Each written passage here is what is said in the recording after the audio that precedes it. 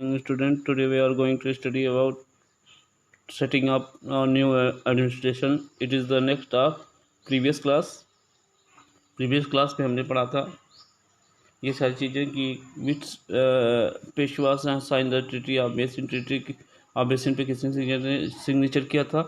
After which Anglo Maratha war did company become a paramount force, किस युद्ध के बाद किस आंग्लो मराठा युद्ध के बाद सर्वशक्तिमान हो गई थी East India Company. Why did the British sign the treaty of friendship with the amir of Sindh, से क्यों किया था क्योंकि रसिया वाले ना आने पाए। Who introduce the policy of doctrine of labs, आप लोग जानते हैं डलहौजी साहब थे। अब आगे देखते हैं सेटिंग ऑफ न्यू एडमिनिस्ट्रेशन, मतलब कि बेटा जब ये लोग आए बाहर से आए, यहाँ छोटे छोटे राजाओं नवाबों का शासन हुआ करता था भारत में, तो ये लोग बाहर से आए तो यहाँ पे एक नई तरह की शासन प्रणाली इन्होंने स्थापित की। वो कैसी थी इसी के बारे में चलेंगे, थोड़ा जाएंगे। India was the ruled by the private English company for the purpose of trade in eastern country, मतलब कि India private east India company द्वारा जो ऐसी कंपनी थी जो व्यापार के लिए बनी थी वो उसके द्वारा शासित होने लगी। The aim of the company was not to increase the profit and strengthen its word over to India. The British government gradually realized that employees of the company were become rich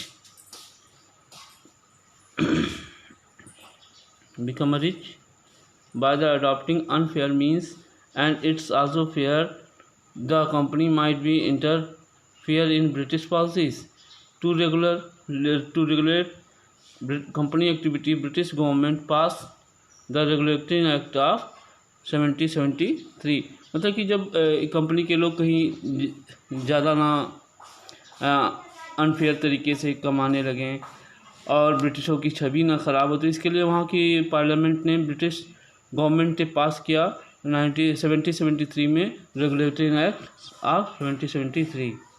ठीक है बेटा, did you know. अब हम जानते हैं British east India company की स्थापना हुई थी दिसंबर 1600 में। ये कोलैप्स कब हुई, यहाँ पे ये कब डिज़ोल्व कब हुई, स्थापित हुई थी 31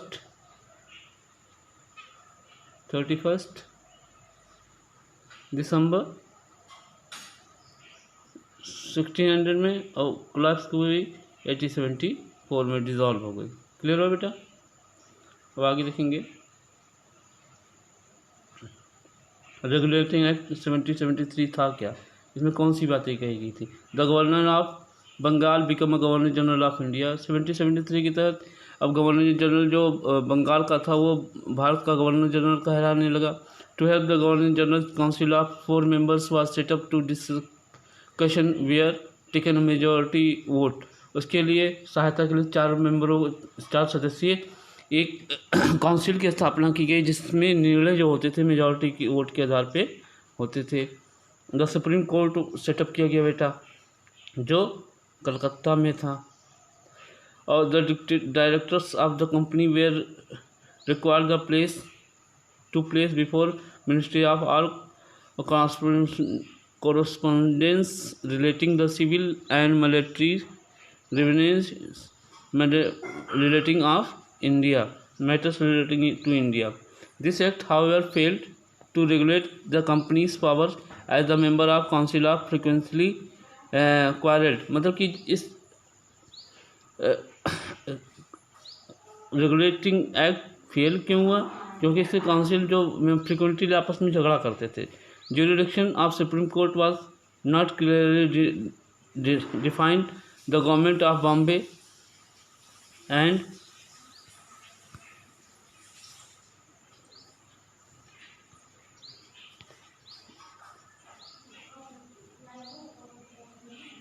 Madras were reluctant to accept the sovereignty of the Governor General of Bengal, और जो बंगाल का गवर्नर जनरल बना दिया गया था उसके बाद मद्रास और बम्बई के जो गवर्नर जनरल थे वो इस बात को स्वीकार नहीं कर पा रहे थे। ठीक है, अब आप देखेंगे बेटा यहीं पे इंटरेस्टिंग चीज़ें आती हैं। डावरी सिस्टम उस समय भी चल रहा था। डावरी मतलब दहेज होता है। तो अंग्रेज़ों को मुंबई कैसे मिली? दहेज में मिली। अंग्रेज राजकुमार की शादी किससे हुई? प्रिंसेस किससे बेटा? फ्रांसीसी पुर्तगालियों की पुर्तगाली राजकुमारी से। तो पुर्तगाली राजकुमारी को दहेज के रूप में अंग्रेज़ों को दहेज के रूप में मुंबई मिल गई, मतलब डावरी के रूप में मुंबई अंग्रेज़ों को मिल गए। और पिट्स इंडिया एक्ट पास हुआ। The Pitt's India act was pass overcome the short mining of the regulatory, मतलब इसकी कमी को दूर करने के लिए पिट्स इंडिया एक्ट पास किया गया।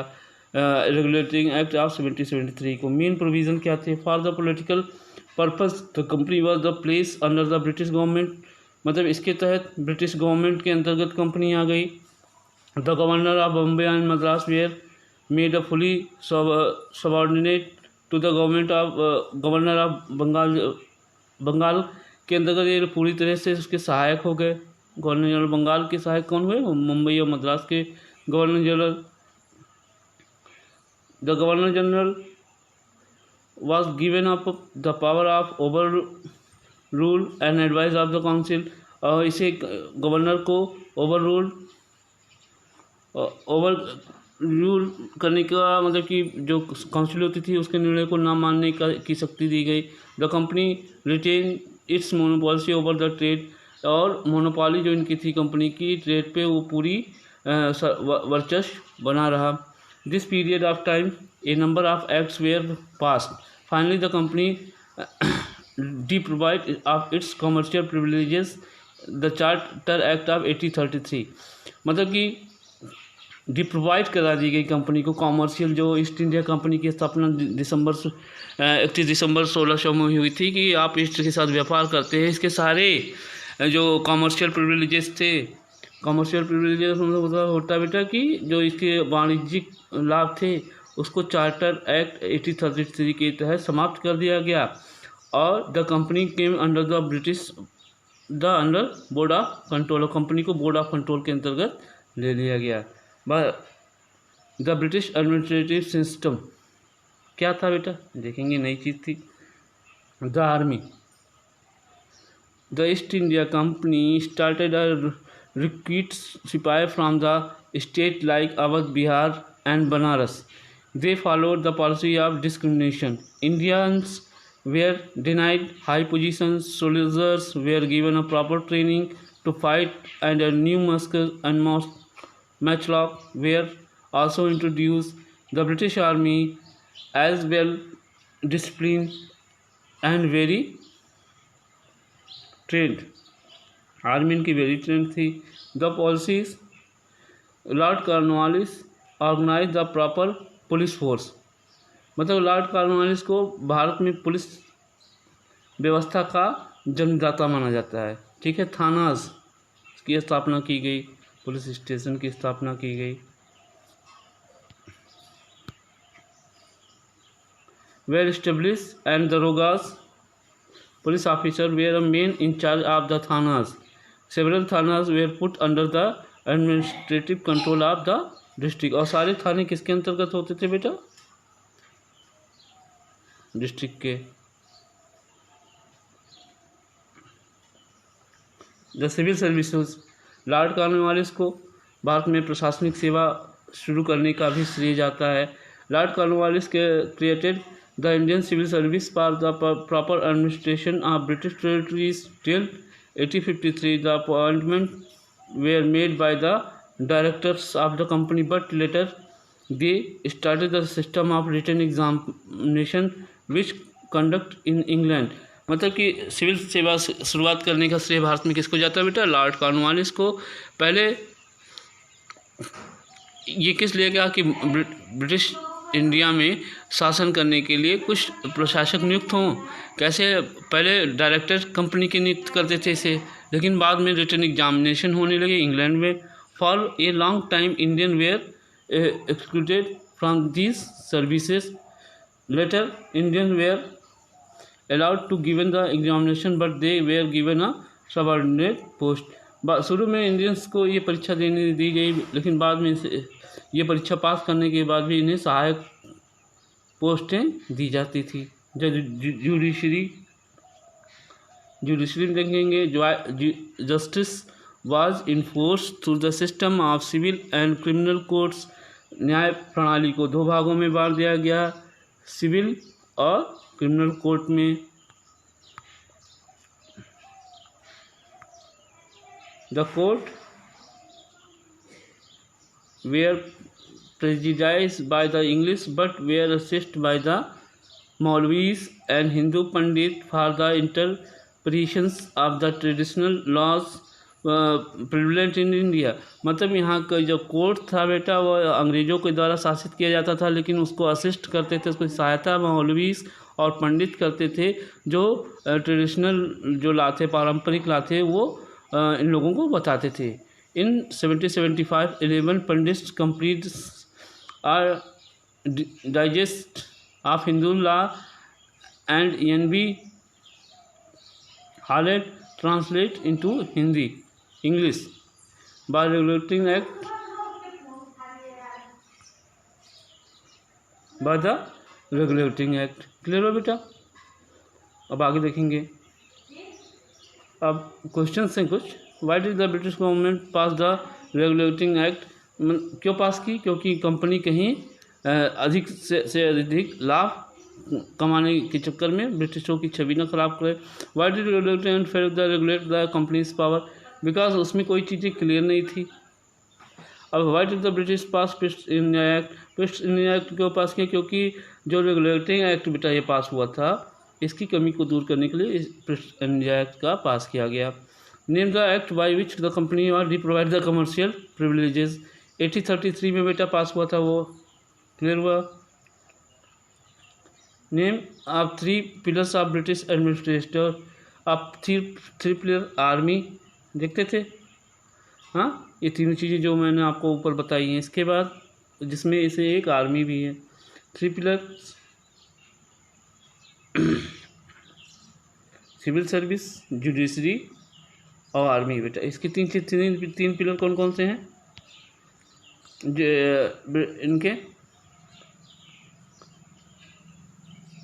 इनके पिलर 3 कौन कौन से हैं? द आर्मी, द पुलिस, 2 हो गया, और सिविल सर्विसेज। क्लियर हुआ? आगे, who complete the digest of the Hindu laws and who translate into English? अभी हमने ऊपर ही पढ़ा है इसको, ठीक है, ये हैं। आगे देखेंगे, ये कुछ नए वर्ड आए बेटा, उसकी मीनिंग है, ठीक है। रॉयल फरमान, ऑर्डर टू द किंग होता था। दीवानी क्या होती है? Right to collect the revenue, राजस्व वसूलने का अधिकार। इंटरमीडिएट मतलब मिडिल मैन होता था। कॉन्फिडेंसी मतलब एसोसिएशन होता था। इसके बाद पैरा अमाउंट मतलब सुप्रीम पावर होती थी। मस्केट हैवी गन्स होती थी, और मैचलॉक होती थी। क्या होती थी? मैचलॉक एक gun which powder was instinct by the match, ठीक है बेटा, मैचलॉक होती थी। अब आगे देखेंगे, इसके जो क्वेश्चन आंसर है बेटा, हम लोग अगले सेगमेंट में इसको हम लोग सॉल्व करेंगे। क्वेश्चन आंसर है, देख ले। हाँ जी। Who discovered sea route Europe from India Africa to India? आप सभी लोग जानते हैं, सही है। Portuguese set up trading centre at, कहाँ गए थे वह? बॉम्बे एंड सूरत में किए थे, Cochin and Goa. First French factory Surat. French governor of Pondicherry was du Plessis. East India company was awarded bye in the year of, कब हुई थी स्थापित? अभी हमने आपको इसको बताया था 1600 में। The East India Company set up their first factory at Surat, सही है। Battle of Plassey took place कब हुआ था? 1757 में हुआ था। The royal farmans trade duty was given the company by the, किसके द्वारा बेटा किया गया था? फरुख सैयद के द्वारा किया गया था। और who made the Nawab of Bengal intermediary of the battle of Plassey के बाद कौन नवाब बना था बेटा? आप जानते हैं मीर जाफर बना था।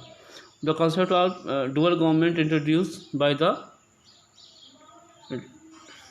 Warren Hastings. Who was the first sign the subsidiary alliance? Hyderabad. सही है।